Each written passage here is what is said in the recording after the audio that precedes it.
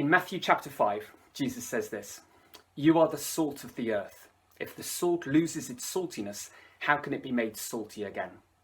It is no longer good for anything except to be thrown out and trampled underfoot. You are the light of the world. A town built on a hill cannot be hidden. Neither do people light a lamp and put it under a bowl. Instead, they put it on its stand, and it gives light to everyone in the house. In the same way, let your light shine before others, that they may see your good deeds and glorify your Father in heaven."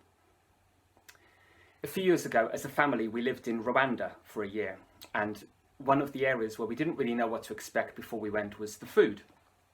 We had no real idea of what a typical Rwandan meal consisted of. And it turns out they eat a lot of rice and beans, vegetables like potatoes and cassava, sometimes some meat like beef. I think I'd expected Rwandan food to be spicy, but it wasn't. And I do like hot food. So when I mentioned this to a Rwandan friend, he said, "What you want is akabanga," and showed me one of these tiny little bottles of chili oil. This one's empty just because it's so good. Well, it turns out Rwandans make up for their general lack of spiciness in their food with this little monster, as I found out when I poured myself a generous helping. It's amazing. The analogy that Jesus is making when he refers to salt is probably to do with two things. Firstly, the idea of salt being a preservative, and secondly, its role as a flavour enhancer. Our role as Christians, as members of his body, the church, is to make a difference, to have an impact wherever we find ourselves. The light image continues on the same theme, doesn't it? You're a light in the darkness, Jesus is saying. My first response to that is to find it all a bit daunting. Some of the time I don't feel full of light. I don't feel like I'm going to be able to have a positive impact. I want to be someone who brings laughter and kindness and honesty and compassion and wisdom and hope to every conversation I have with everyone. It was Maya Angelou who said, "I've learned that people will forget what you said, people will forget what you did, but people will never forget how you made them feel." And don't you want to be that person who makes everyone you meet feel loved and valued and significant? If I'm honest though, I'm sometimes too focused on myself, my own failure and guilt and hurt, to feel that I have anything to offer to other people, to have that kind of impact. So what I do is withdraw into myself, hide myself under a bowl and accept defeat.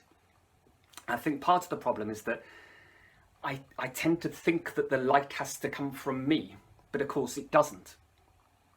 A few years ago, I was at Soul Survivor and going through a tough time.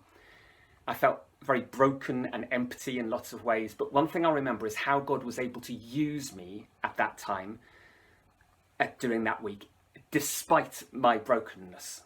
I remember giving words to people during ministry time that seemed to hit home immediately, and praying for people and seeing God visibly doing things in them and through them. Of course, God wasn't using me despite my brokenness, but because of it. In 2 Corinthians chapter 12, it says, "My grace is sufficient for you, for my power is made perfect in weakness." The good news is that we don't need to provide the salt or light. In fact, if we try to provide our own, it will probably be second rate, like a cheap torch with a half-dead battery. The only salt and light that's worth offering our friends or neighbours or work colleagues is Jesus's salt and light. We haven't got anything to lose by admitting that, and we certainly haven't got anything to gain by trying to substitute what he has to offer with our own pathetic imitations. And it's worth noting here that Jesus doesn't say, you could be the salt of the earth. You could be the light of the world. He doesn't say you have the potential to be. He doesn't even say you have to be. He says you are. You are the salt. You are the light. And I think maybe what he's saying is that it's over to us. We live in a world that is desperate for flavour and truth and hope and direction. And he's going to provide it through us. That's our mission. That's how he's using us in every interaction we have on the doorstep or through a screen today. And if we're not going to provide it, Well, no one else is. So there's a sense of urgency about this. So what does it all mean? How do we do it? Well, I think it means giving other people a taste of Jesus in what we say and what we do, how we treat them and how we do our jobs. I think we stand more of a chance of doing that the deeper our relationship is with him. The more we realise how much God has forgiven us, the easier it becomes to forgive others. The more we realise how astonishingly creative God is, the more we will seek to create rather than destroy. The more we realise how faithful God is to us despite our disloyalty, the more likely it is that we'll start to mirror that faithfulness in our interactions with others. So it's about listening to his whispers, spending time in his presence, responding to his nudges and recognising that, as Kevin, I'm never going to bring the laughter and kindness and honesty and compassion and wisdom and hope that I want to bring.